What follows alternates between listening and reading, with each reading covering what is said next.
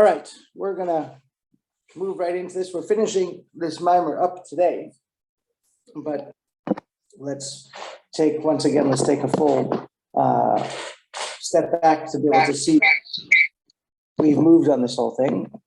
A second. There we go. So we've really spoken about the differences between the Greek worldview and the Maccabee, of course, or the Jewish worldview, and it's all centered on this idea of Chama, the idea of the sun, but the sun not as a source, but the effects of the sun. So let's go through each one of those things, because each one of them is so valuable in and of itself. So we said actually first this whole process comes from the source of Jewish souls and the source of non-Jewish souls. The source of the Jewish souls come from Yud-Kei-Vav-Kei, the name Havaya. And that being an original source allows us the capacity of being able to feel this and to express this feeling of recognizing the source, of recognizing the essence, of getting to the essence. On the other hand, the souls of the non-Jewish world come from the name Elohim. And the name Elohim conceals Yud-Kei-Vav-Kei. The purpose of that concealment, we said, is for revelation. But because these souls are rooted in the concealment, so therefore they don't naturally perceive the revelation. They don't perceive the purpose behind the concealment. They only focus on the concealment and the tertiary effects of the concealment. So that's the original reason for this whole difference. And then we move that idea onwards. We said you have the actual physical sun and the impact that the sun has on our world. So the physical sun, of course, it provides energy, it radiates.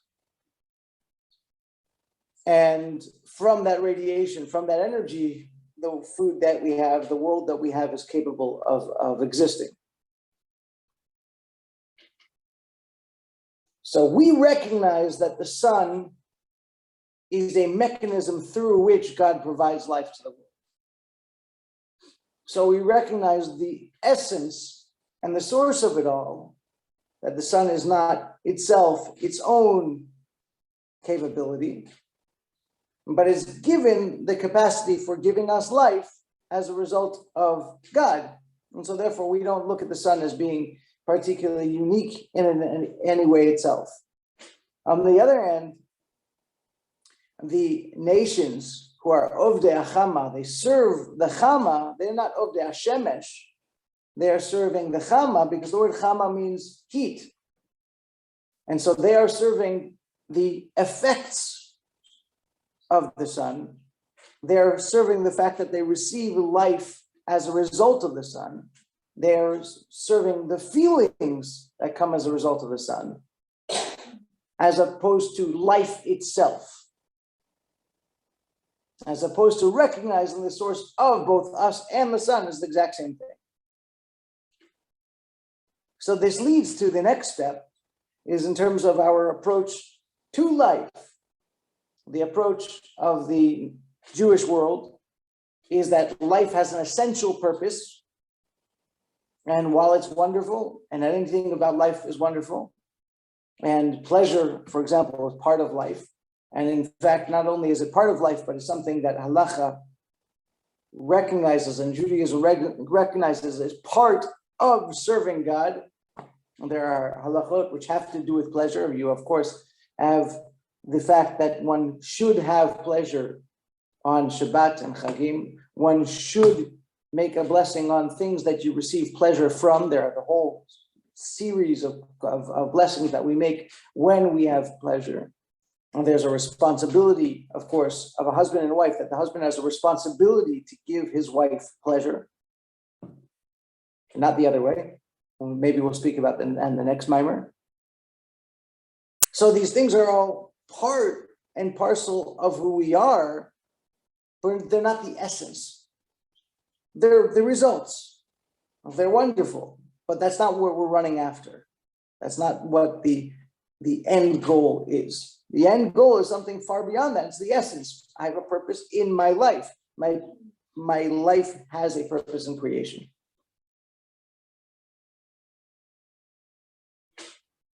So that's with regards to hedonism.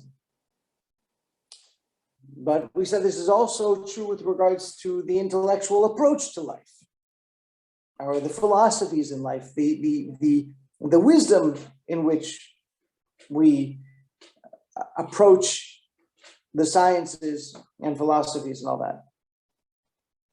The Jewish approach is that we, as a creation, are kept in existence every single moment by God. And so we are very cognizant of the fact that our essential state is nothing, and especially in comparison with God's true state. And when a person recognizes that, it brings them to humility and to appreciation of what they have, as opposed to in the broader world, in which the approach is to focus on the details and to get stuck in the details and just get stuck in the vastness of details, to the point where what you see is divisiveness, ego, and me first, as opposed to the ideas of humility and putting myself aside for others. And so he said that's basically all of those ideas are wrapped into the same concept. And this is the reason why, and this is where we're going to conclude here. This is the original question that we had is, what's the relationship between Chanukah and Sukkot? And so that's where we're up to here. So he said this is the inner connection between the Chanukah menorah lit at sunset and the Sukkah whose schach dims the sunlight. So sunset we refer to as shkiat chama. So again, the word chama is being used. The setting of the chama. And likewise, with regards to the sukkah, we say that it has to have silata miruba mechamata. It has to have greater shade than chama, than heat. You know, typically you would use the word or something like that. But it's specifically using the word chama because they have the same essential purpose. So both connote the idea of strengthening faith to conquer the disconnectedness of the world. So, of course, we just mentioned before that the Medrash talks about Matityahu and his faith through which they conquered the Greek people. So faith is an essential idea here. And we said that's the reason why we mentioned the word Yinazru when talking about the Jewish wisdom. It comes from the idea of a crown, because the crown is beyond the mind. And the faith that we're talking about is beyond the intellect.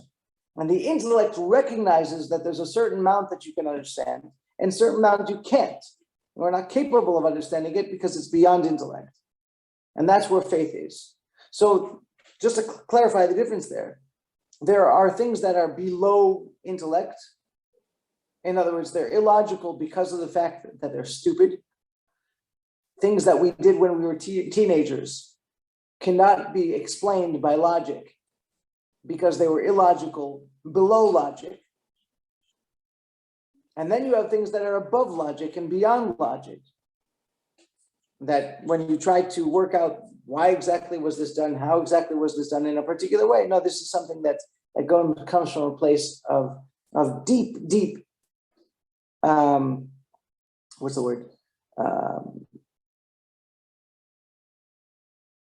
intuition, perhaps. And then higher is this idea of faith. Faith is not just saying, oh, I'm going to turn my intellect off. Faith is very much as a result of the intellect. It's driven by the intellect. It's a very big difference between the way we view faith and the Christian view of faith. And Christian view of faith is very much about shutting the questions down, not asking the questions. You need to close your mind off and just believe. Whereas Judaism says, no, you need to approach faith with intellect. And the higher you drive your intellect, the broader and greater and bigger your faith will be.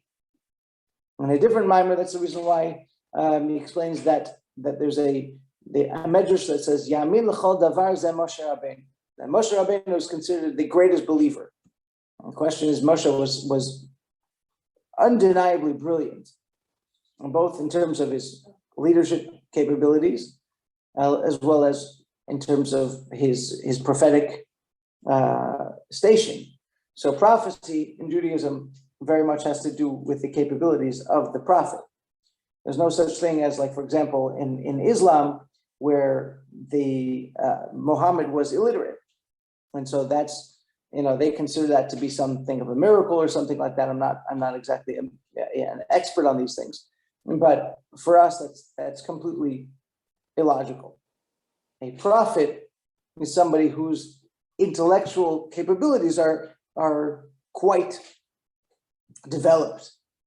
You can't have somebody who's illiterate. That doesn't mean to say somebody who's illiterate would be not smart. Rabbi Akiva, of course, classically was illiterate until he was 40 years old. That's when he started to learn how to read and write. And just from a purely, I guess, militaristic perspective, there's no question that Muhammad was brilliant. But in terms of the idea of having somebody who's illiterate, simply doesn't know what they're reading or writing or anything like that, that's not the Jewish approach at all. The prophets were people who were very, very, very, very well studied, and there are people who continuously worked both not just on their intellectual abilities, but also in terms of their personal emotions and their systems within, in order to be able to refine themselves to the greatest ability. And those are the men that were given prophecy, men and women who were given prophecy because of that greatness, not because of their lack of. We're not talking about, again, the Crusades, where you had people who were totally nuts running the show. There was a farmer's wife who led a whole bunch of crusades with a chicken. They followed the chicken or something like that in the 1100s. Those of you know this, the history might know the details of that one. It's completely not comparable. And so the way we look at faith is as a result of our intellectual abilities. And so that's the reason why the term crown is given, because it's above the mind, it's placed on top of the head. It's the result of everything. It's a conclusion. It's a continuous conclusion. And that's the reason why the sages of the Hakira of Jewish philosophy say that Tachlit Yediyah, and I think this is a paraphrase of Plato. I'm not sure who it was who said that the pinnacle of knowledge is knowing that you will not know. And the Jewish philosophers took that and said, well, he was almost there. The Tachlit Yediyah, the pinnacle of knowledge, is knowing that we cannot know God, but knowing it and understanding it from, in such a way that it permeates us, and recognizing it on the deepest of levels. But that's significant work. That's not something that's just nothing. So that's the faith that we're talking about. Now, both Chanukah and Sukkot have the idea of faith. Sukkot has the element of faith that you're going out into the sukkah, you're going out into the wilderness, so to speak. It's reminding us of the faith that the Jewish people had to go into the wilderness. You're going outside, you don't know what the weather's going to be like. You recognizing the fact that we are dependent upon God out in the open, within the confines of our home. We feel more protected, but in the sukkah you feel less protected. And that's one of the themes of the sukkah. You're supposed to feel that way. It's not just supposed to be a glamping kind of experience, going out and camping out in the richness of your, even though there are people that do that in the sukkah, and that's fine as well, but that's not really essentially what the message of the sukkah is all about. The message of the sukkah is that there's no roof. And we put something of a roof because we have to do our side, but the fact of the matter is that we are very much dependent on God. So the Rebbe continues and says the schach must allow the stars through. And this Talmud tells us that the stars exist in the eighth firmament, which is a reference to that which is beyond the natural order of the world. In other words, faith. So not only is it from a practical perspective in terms of the sukkah being a reference to this idea that you're dependent on something beyond yourself, but even these another halacha within the schach, the fact that these stars need to be able to peek through, is also a reference to the idea of faith. The number 8 is always spoken about something that's beyond nature. Nature is, of course, 7 days. God created the world in the 6 days, rested on the 7th. And the system of 7 is the system that's described as nature. 7 emotional attributes. We, of course, put on the tefillin 7 times on the arm. The bride goes around the groom 7 times under the chuppah. So 7 is obviously a very, very important a number. And the Kabbalists explain that the number 7 references nature. And the number 8 represents something, one stage that is beyond nature. There were 7 branches in the menorah in the Beit HaMikdash, but we light 8. We light 8 candles. Because of the fact that the whole idea of Chanukah is beyond nature. Mr. Resnick, go ahead. Yeah, but I think that on the 8th day of Hanukkah, we light 9 candles with the shamas. Right, so the shamas is not actually, it's not really... but if we say that Chag HaSukkot is 8 days, because the Atzeret is right next to it, and we include it, why don't we include the shamas, which is right next to the other candles? Because the shamas is actually it's not a mitzvah to itself. The shamas is not necessary to the actual mitzvah. The shamas is just there. Well, you could light the candles. You could light the candles direct with your match if it's not not essential. Correct. But it is essential to light the candles. It has that's correct. It has an essential purpose, but it's not part of the mitzvah itself. The mitzvah itself does not include the 9th candle. And theoretically, there's the reason why the shamas is there from a halachic perspective is because you don't want to have pleasure from, you want to benefit from the light of the candles, because the light of the candles is supposed to be just a mitzvah itself. And so therefore we light the extra candle there that we're having benefit from that candle, and the other ones are just an impact on the side. Theoretically, if you have a light bulb on, you don't need the shamas. And so that's basically, that's where that's coming from. And there are spiritual messages along with it, but the spiritual messages are very much on the side as opposed to the mitzvah itself. So here we're talking about the actual mitzvah. In the Beit HaMikdash, there were 7 candles. All 7 were lit. There was no one that stuck out. There were really 6, 3 and 3 on each side, and the one in the middle was higher. Was on a different level.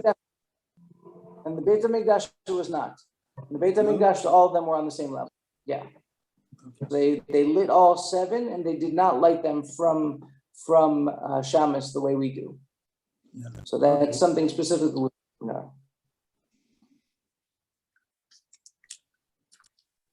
So this number also links both of the holidays together in their mutual length of time, which you just brought up. This is also why the Chanukah. Go ahead. Rabbi? Go ahead. Yes, please. Yehuda, go ahead. I use oil for the Hanukkah lights, so I can't use the shamas to light the other candles. Mm-hmm. Okay, That was to answer Mr. Resnick's comment. okay. But what is correct? Gotcha. Cross. So what is correct actually? What is well, what are we supposed to do actually? What's the proper thing to do? 7, 8? What is the proper thing? The proper number of candles in the menorah is in accordance with the days of the day of the Chag. So on the first night we light 1, the second night we light 2, on the 8th night we light 8.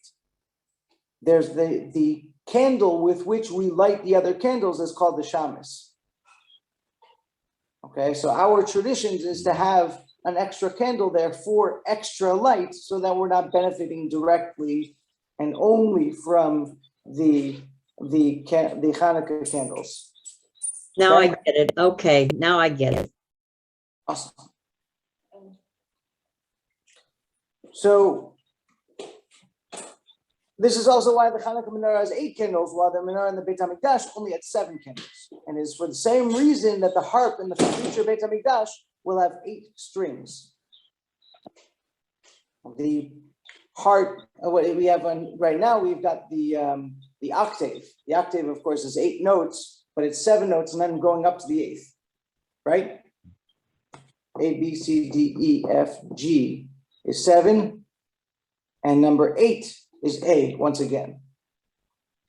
And the Beit HaMikdash in the future, there will be a new note, an 8th note, a brand new idea, something that comes out. And obviously there are the minors and the majors and all that kind of stuff. This is a different idea. But in terms of the basic octave, that's what we have right now. When Mashiach comes, there will be a 9th note added to the octave, and therefore the harp in the Beit HaMikdash will have 8 strings and not 7 strings. So it is through strengthening our faith in God that we will merit the ultimate purpose of all of creation, which is this physical world becoming a home for the divine presence. That's this mimer. I find it, really fascinating because it really has, kind of a plethora or a very wide range of elements to it, but it brings them all together, and it gives us a very, very practical approach, a very, very practical reminder that when we look at life in its essence, and we look at life in its source, we walk out so much deeper and so much richer because we know who we are and we're not distracted by the stuff that we have or we don't have. On the other end, for somebody who bought last year's Lamborghini, it's outdated a year later. And so therefore they need to update it because they're not keeping up with the Joneses and all that kind of stuff. There's a limit to how much stuff you can have. There's a limit to what you can, how many properties you can own and go to them. And you look into the lives of the ultra rich, and it's sad. It's legitimately sad. The mansions in Newport, the Breakers, I think, has 100 bedrooms or something like that.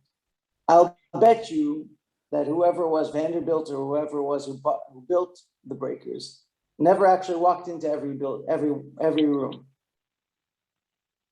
I'll bet you had no idea what 70% of them look like. And that's mind-blowing. It's like you're spending these sums for what?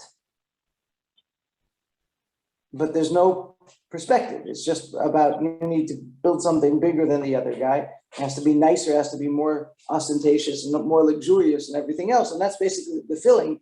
Like I told you about this book, Mine's Bigger. It really comes down to a preschool fight. And that's remarkable that such people of success and fame and wealth and intellect can stoop to such a level where that's their perspective on things.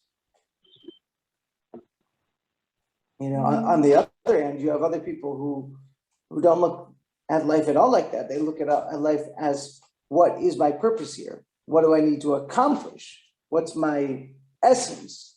And for such people, they don't get distracted by these kinds of nonsensical things. And that doesn't mean you can't have a nice house and a nice car and whatever else it is. But it just means that you know that you don't need to go, completely out of bounds. There was when we directed Chabad at University of Washington, many times during the summer, we'd have interns come to Seattle to help things out, to help at Boeing and Amazon and some of the other major corporations in the city. I was talking to one guy who was doing an internship for Boeing. He was in town.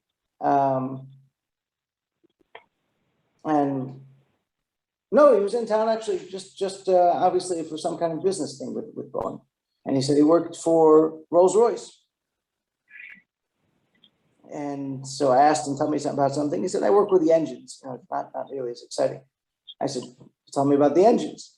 He started laughing. He said, actually, they have the engines in these supercars are designed very specifically.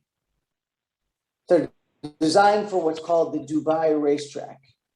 The Dubai racetrack is not an actual racetrack. It's the fact that the supercars sit at a red light, and what do they do at the red light? They rev their engines in order to be able to get attention, and then they speed off as fast as possible to the next red light. He said that's actually very destructive to the engine, because the engine is meant to run distantly, and certainly not to do short stints of 3 blocks at 160 miles per hour. That's very destructive to the engine. So they have to reverse engineer the engines for the quote unquote Dubai racetrack for these idiots who spend $450,000, $500,000 or upwards of $1 million in order so that their car that they're spending for that amount of money will not be destroyed in the ridiculous way that they drive it. And it's just another one of these incredible examples. And there's a vast, because we are the wealthiest society in the history of humanity. And the amount of waste and lack of sensibility within it is really, really remarkable. I also say about that, all right, God, give me the challenge that I have so much money that I'll buy a McLaren, and let me get into that situation and not get distracted by the McLaren. But that's this very, very, very unique reflection on the story of Chanukah and the perspective on the menorah. Any questions or comments or perspectives?